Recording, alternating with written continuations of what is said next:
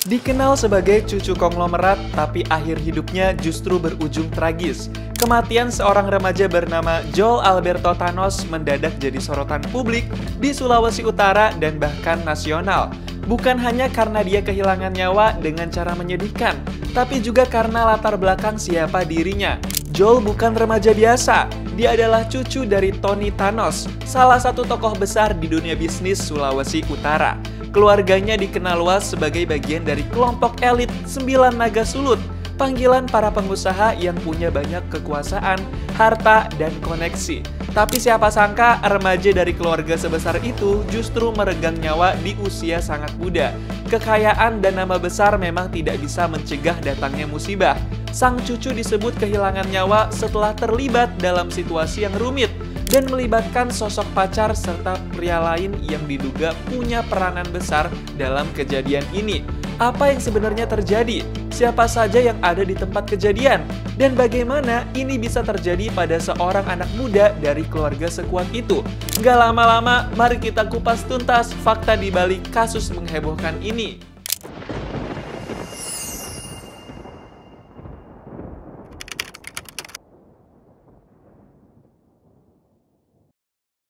Selamat datang di channel Istana Media, platform berita yang selalu mengupas tuntas berita viral. Di video kali ini, kita akan membahas sebuah kasus tragis yang membuat publik geger. Hidup memang tidak bisa ditebak, bahkan untuk seseorang yang terlahir dari keluarga besar, dikelilingi kekayaan, jabatan, dan pengaruh yang kuat.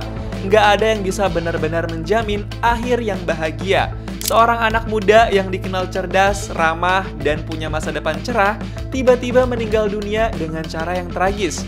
Insiden yang menimpanya disebut-sebut dipicu oleh persoalan hubungan pribadi yang rumit, sampai akhirnya melibatkan pihak lain yang punya latar belakang tak terduga. Apa yang sebenarnya terjadi? Gak lama-lama, mari kita breakdown sekarang.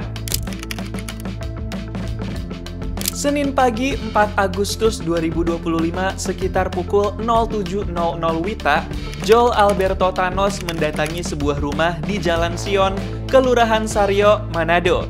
Dia datang bersama 3 temannya, yaitu SL, LR, dan SM.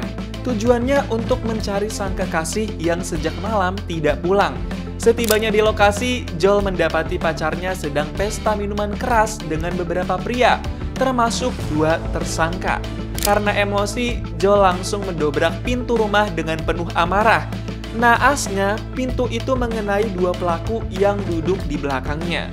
Karena tidak terima, suasana jadi tegang. Joel langsung terlibat adu mulut dengan salah satu dari mereka. Nggak lama kemudian, pertengkaran berubah menjadi perkelahian. Saat keributan terjadi, salah satu pelaku tiba-tiba mencabut senjata tajam dan menyerang Joel. Dia ditusuk 2 kali, di bagian kiri dan leher depan. Meski terluka, Joel sempat mencoba kabur keluar rumah. Namun pelaku kembali mengejarnya dan menikam bagian pinggul korban dari belakang. Joel akhirnya tersungkur tak berdaya. Ketiga rekannya yang berada di lokasi langsung mencoba menolong. Mereka membawa Joel secepat mungkin ke Rumah Sakit Bayangkara, Karombasan. Tapi sayangnya saat tiba di sana, Joel dinyatakan meninggal dunia. Dia mengalami luka tusuk yang cukup parah dan fatal. Berita kematian Joel menyebar dengan cepat. Rumah duka keluarga Thanos pun langsung dipadati pelayat dari berbagai kalangan.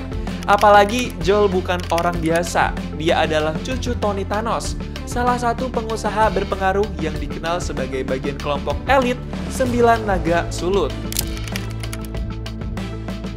Nama Joel Alberto Thanos mendadak jadi sorotan di seluruh Indonesia.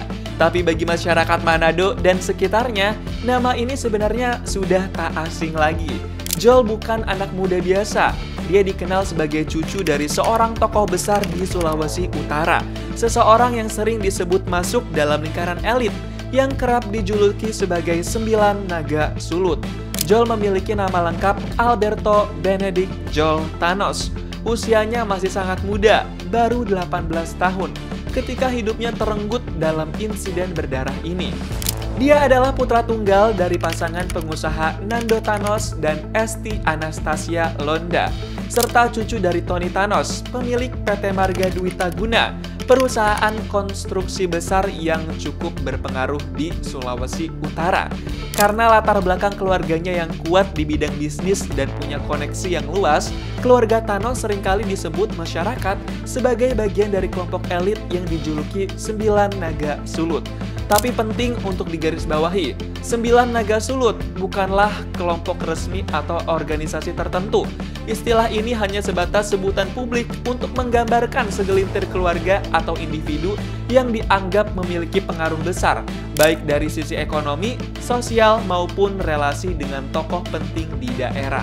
Kenapa disebut naga? Karena julukan ini biasanya lekat dengan gambaran orang-orang kaya, punya kuasa, dan memiliki koneksi kuat. Tapi nggak pernah ada daftar resmi siapa saja yang masuk ke dalam lingkaran itu. Nama-nama yang disebut biasanya hanya berdasarkan opini atau pengamatan masyarakat.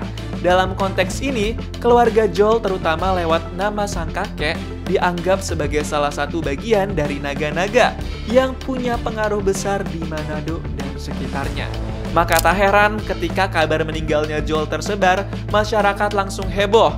Banyak yang kaget, bahkan tak percaya. Bagaimana bisa seorang cucu dari keluarga terpandang mengalami nasib tragis seperti itu? Nama pacar Joel Alberto Thanos ikut terseret dalam kasus ini.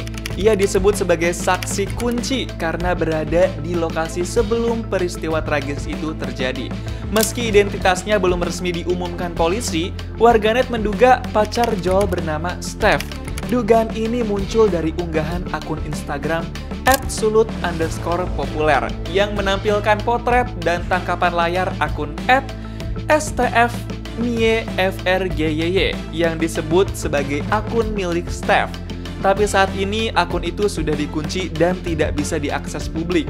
Sebelumnya, netizen ramai mengomentari akun tersebut dan banyak yang menyalahkan sang pacar karena dianggap sebagai pemicu konflik. Komentar-komentar bernada kecewa dan marah membanjiri kolom Instagramnya. Banyak yang menyebut bahwa karena kehadirannya, Joel harus kehilangan nyawa. Polisi menyebut sebelum kejadian penikaman, Joel sempat memergoki pacarnya sedang pesta miras bersama pria lain. Termasuk 2 tersangka, mereka adalah NDS alias Nasio dan AMR alias Abdul. NDS, pelaku utama penikaman, ternyata seorang residivis. Dia sudah 2 kali masuk penjara karena kasus serupa. Tim gabungan dari Polsek Sario, Polresta Manado, dan Polda Sulut sudah mengamankan 2 tersangka itu. Gak cuma itu, polisi juga menyita 3 bilah pisau yang diduga digunakan dalam kejadian itu. Yang mengejutkan, keluarga Joel memilih untuk tidak menaruh dendam pada para pelaku.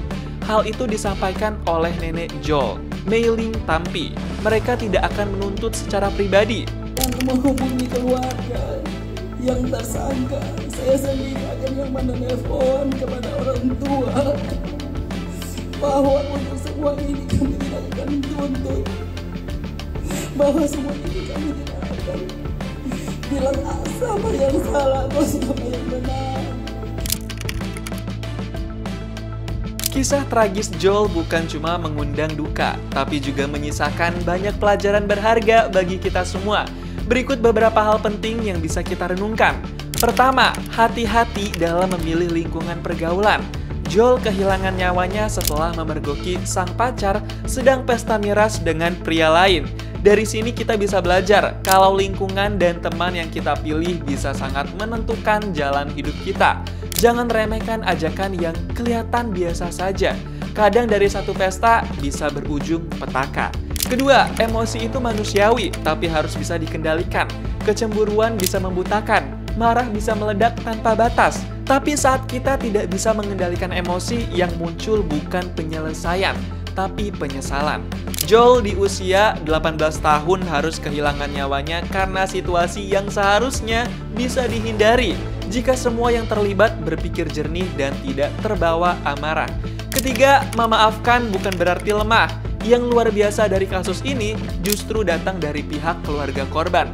Di tengah kesedihan mendalam, mereka memutuskan untuk memaafkan pelaku. Bahkan Oma Joel mengatakan kalau mereka nggak akan mencari siapa yang benar atau salah, karena percaya kalau Tuhan akan memberikan keadilan yang sesungguhnya. Kematian Joel Alberto Thanos memang menyisakan luka yang dalam, bukan cuma untuk keluarga, tapi juga orang-orang yang mengenalnya. Tragedi ini membuka mata banyak orang kalau pergaulan, emosi, dan keputusan yang diambil dalam sekejap bisa berdampak besar, bahkan merenggut nyawa. Gimana menurut kamu? Apa pelajaran paling besar yang bisa kamu ambil dari kasus ini? Coba tulis di kolom komentar ya. Jangan lupa subscribe, like, dan share video ini. Pastikan juga untuk nyalakan notifikasinya agar kamu nggak ketinggalan konten breakdown selanjutnya.